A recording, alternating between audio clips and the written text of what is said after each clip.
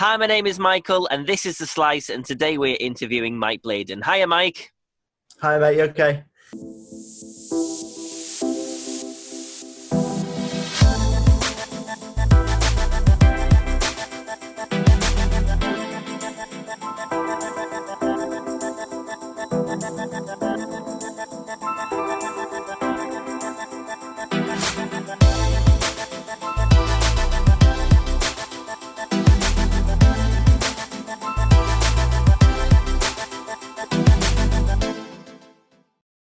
So today we are interviewing Mike Bladen, and he is all the way in sunny Manchester today. And Mike, do you know how the show is going to work? What I'm going to do is I am going to set a timer of 20 minutes, and you have 20 minutes, Okay. and we can talk whatever you want to talk about. We can talk about your personal life, we can talk about your business life, whatever. It's your 20 minutes to do what you want. Are you ready for this? Sounds good. Let's do it. Let's do this. So the timer has started. So, All Mike, right. give me a little bit of a background of who you Sure. are and what you do. Sure thing. So I'm Mike, and I originally from Ellesmere Port, somewhere which you know obviously very well. It's a very good town. It is indeed, yeah. And I moved to Manchester 5 years ago.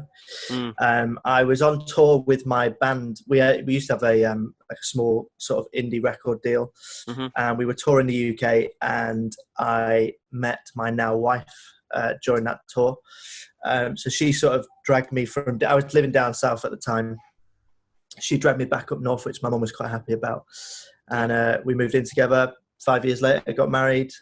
And I'm in Manchester now, and I've since set up a business with a fellow musician, Chris. He's a great guy. We sort of were on the same circuit when we were both in bands and stuff. Yeah. And we realised that this sort of business idea of having an agency that not only delivered sort of live acts to weddings and private functions and stuff, which is sort of what most people go down the route of doing when they've done the originals band thing and stuff like that. People tend to go into like function bands and stuff because it's where the money is, if I'm being honest. Yeah. And then we had this idea of maybe becoming an agency which had two sort of arms to it. One would be that sort of private function side, and the other side, which is going to be our bread and butter, if you like, is the hospitality agency. So we supply live acts to like bars and restaurants in Manchester and across the northwest. And we essentially wanted to be an agency that was sort of for the artist rather than just for the agency or just for the business. Is that because you know that firsthand? Absolutely. And we've obviously been through certain scenarios with record labels and things which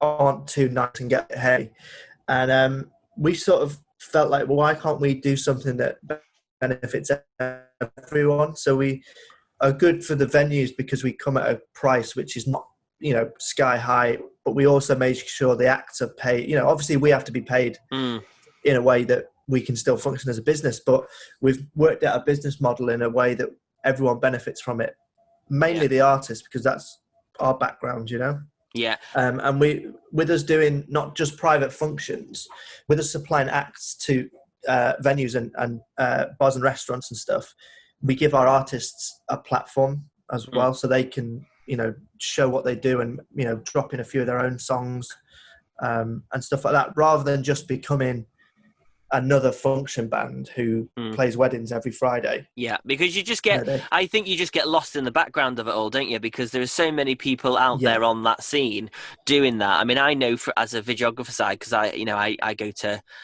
do film and events and stuff. So I do see, of course, see that side where you're coming from. And it can be quite a lonely kind of lifestyle as well, can't it? It is. Yeah, absolutely. And for me, like, now it's like we've been doing this for 2 years. And we're coming up to a point we were due to launch on April 1st this year. Obviously, given the current situation, we were unable to do that.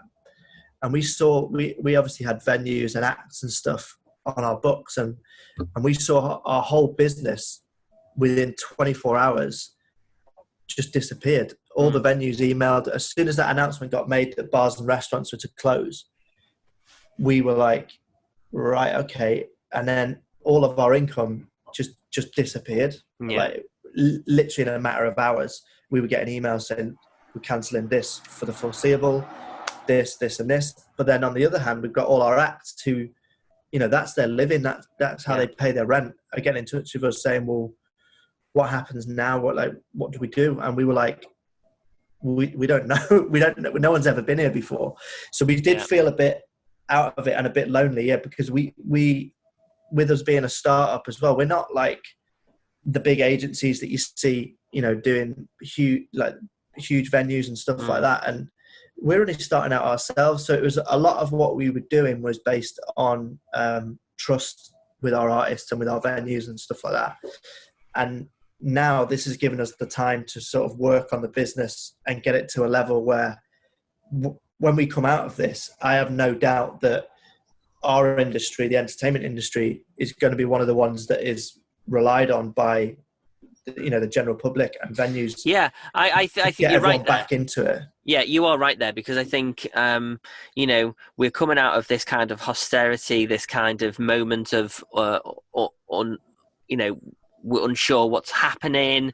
And I think when we come out of this, we're all just going to go, right, it's time for a siesta. Let's have a party. And people are going to want to be entertained. People are going to want to catch up on, having, events, parties that they couldn't have had on lockdown, seeing people. So you're right. It's actually, there's going to be major benefits for yourself moving forward. How do you find the promotion side at the moment? Because obviously you know that this is coming, that this is something that is going to obviously kickstart the startup again and get you back on track again. Where do you see the promotion side now? How are you managing getting ready for that moment in time?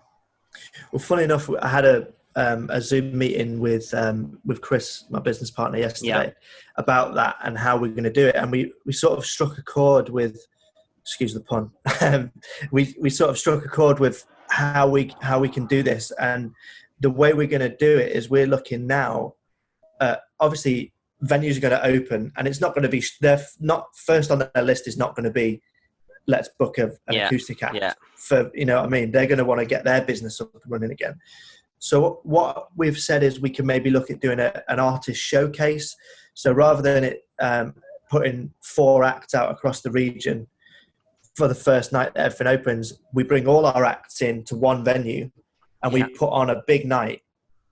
And that way it gets our name out there, it gets the act's name out there, so they still have their platform. And then what we're trying to work on, we're in shutdown mode, we've called it, for the business. We're actually still working on, like, a lot of couples for weddings are going to have to, move their wedding or cancel it or postpone or whatever. And a lot of their dates that they want to move to, their acts are already booked out next year. They're already, there's other things going on. You can't turn around to someone and say, yeah, that's fine, you've booked us for yesterday and you want to move it to January next year. You can't just tell the people you've booked you in January that you've got, So what we've done is we've told our current bookings for this period that we will honour any new dates, provided we can fill them. If not, we've got a large roster of musicians that are talented enough to put on a great show for them. So we've got that covered. But what we're also offering is a lower price deal to couples who have had to rearrange their date, but their band or entertainment is already booked out and not available on that new date. So we're sort of picking up the pieces for couples, which helps us in terms of obviously getting bookings in, but also our reputation as well. Because one thing that me and Chris have really tried to push is not become this faceless business that no one knows who's running it. And you get a lot of that in our business. And there's a lot of businesses out there that are quite faceless, that literally hide Yeah, behind yeah, a yeah. branding. And you know, and I say to a lot of my clients, I say, you know, you've got to be out there. If you're a small business, you've got to be the face of your business, because people will invest Absolutely, in mate. Yeah, people, you know. So you're absolutely right on that one. And that kind of, that's across the board, isn't it? Really. yeah, yeah. Yeah. We got to where we were doing our own when we were in bands and stuff. That was what we did. You had to Mm, go into a room full of people and win them over with your yeah. personality. That was the only way you would get fans. Mm, Obviously, you have a catalogue of music which you're playing to in venues that know what they're coming. They know they're coming for a pop band, yeah. so chances are they're going to like your music anyway. The thing that connects you with them is your story or you as a person. So we sort of honed that skill over the years that we were in bands, where we would try and just be down to earth people and just be us, and it works. So if it ain't broke, don't fix it. So when we went Yeah. into this as a business, it was like a no-brainer for us that we would go and meet with venue owners, independent venue owners, face to face, rather than sending out a blank email that Yeah. just says, "We're Mike and Chris. We've played to this many people. Let us entertain your Yeah. crowd on a Friday." And the thing They is get that that, every day, you know. yeah, and that email just literally sits there with loads of other emails, and you're not standing out. A lot of my business comes from the fact that people know that they're going to get a good product at the end of it. They know Yeah, that yeah, if I yeah, say 9 o'clock Monday, it's 9 o'clock Monday, you know. yeah, yeah. And that's the basis in which I work, is But because you know it, mate. You know that if you're shooting a video for somebody, mm, they can get a video off any. Everyone's got yeah, a camera now. Everyone's a yeah, videographer. But what they don't have is someone like yourself turning up and building a genuine relationship with them, yeah, or a rapport. And they know that, yeah, they're going to get the great video, but what they've also got now is a like-minded person who knows the business because you've shot the video for them, yeah. and they can come to you at any time for advice, or because you're that type of person, and that's what wins you over, and that's what Yeah. gets you your I clients. And I it's pretty similar with us. I always say to all my clients, I'm not the Yeah, best videographer in the world, but I'm also not the worst videographer in the world. mate, I've And seen your videos. They're good. thank you, They are thank good. you. But I go the extra mile, and you know, at the end of the day, the videos that I create have, it has a detrimental effect on me if they're wrong. So, you know, I make sure that the videos that I put out, I'm happy with, and make sure that they are at the highest standard that I can produce. We're always learning and growing, and you know this as a Yeah, performer, yeah, and yeah. we're always learning, always growing, always achieving and becoming a better version of ourselves. Yeah, Um, yeah, yeah.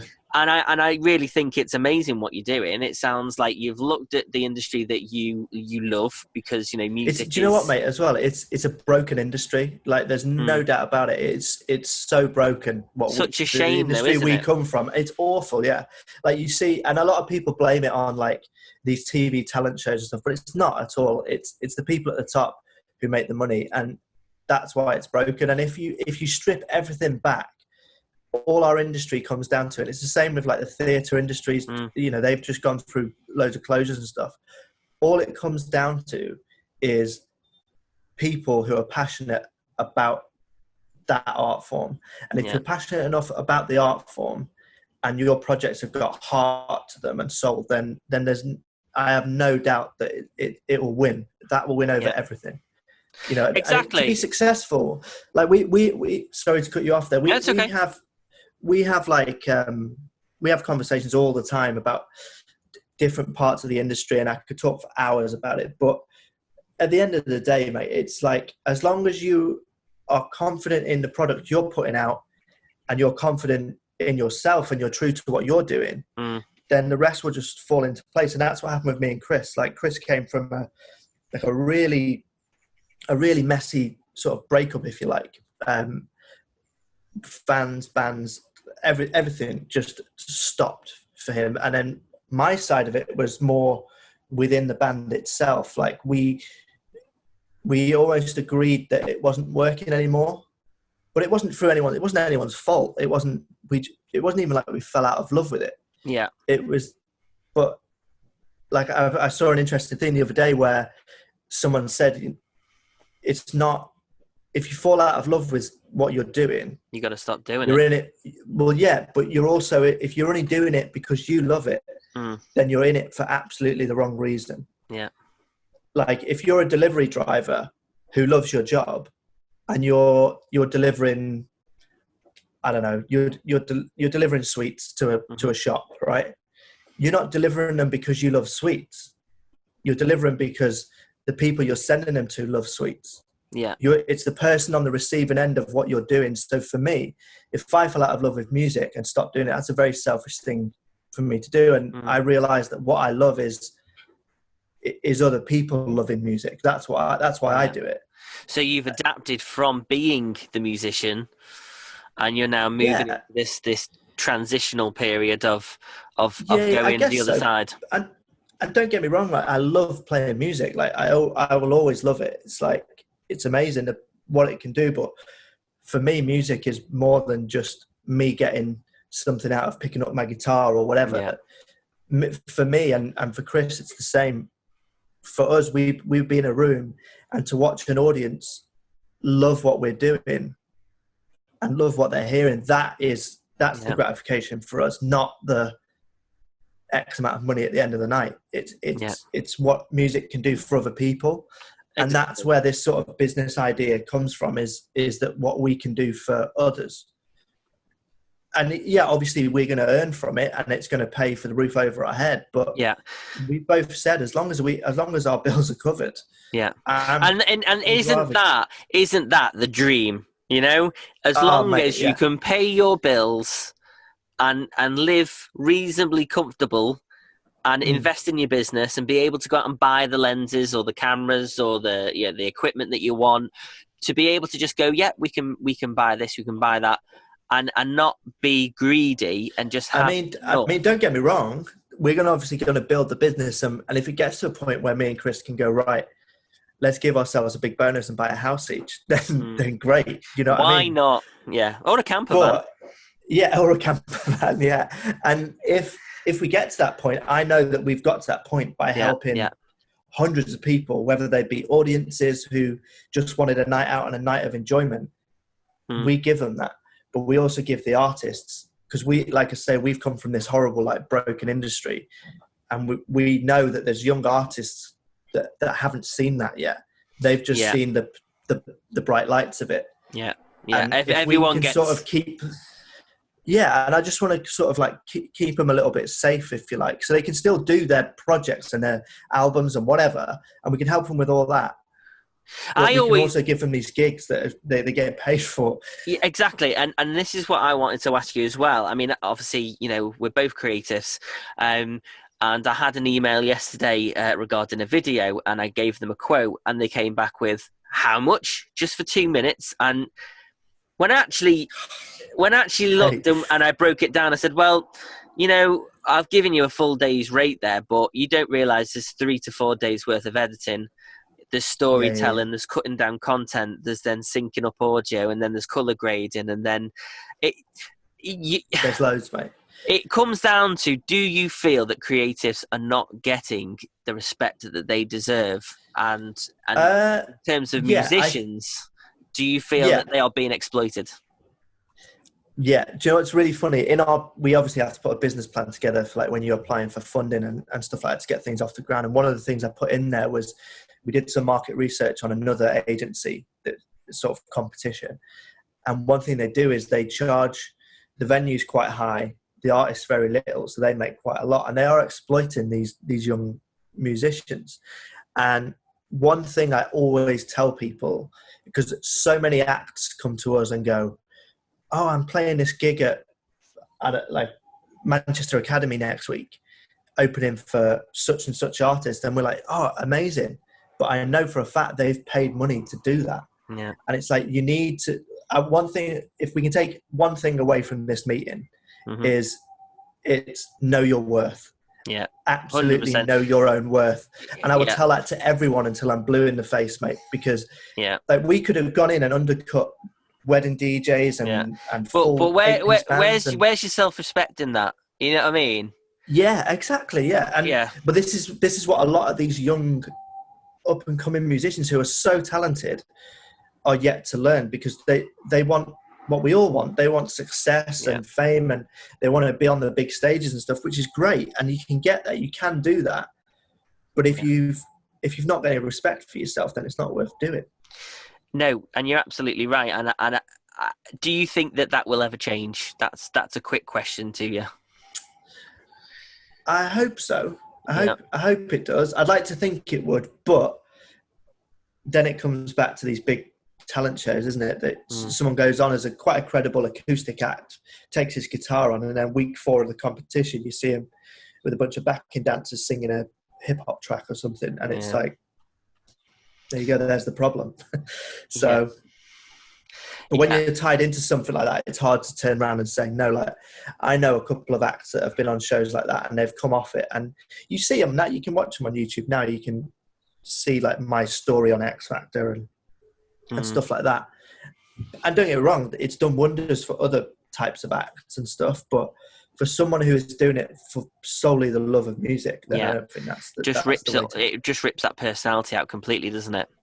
Yeah, 100%. And it's quite a shame, really, because there are so many talented people out there who kind of lose sight of why they're doing what they're doing. Yeah. And then the music kind of gets lost. A really good example of that is James Arthur. Like he did the X Factor, did quite well in it, to be fair. But as you watch his journey throughout the show, and he loses. Oh, there you go. That's your 20 minutes. That's your 20 minutes. Let's give you a pearl of wisdom then. Oh, well, maybe you can put it in the comments below, but that is the rules. That is the rules. You have to cut the conversation right there. No worries, mate. No, thank you so much for coming on the show, and I really appreciate it, and I wish you all the very best for everything, because it sounds like what you're doing is onto a winner. And you know that I'm always here if you need anything. You know that. Cheers, but I just want to say thank you for coming on the show, and have you enjoyed it? Mate, I've absolutely loved it. Thank you so much for having me. No, it's a pleasure. It's been really good.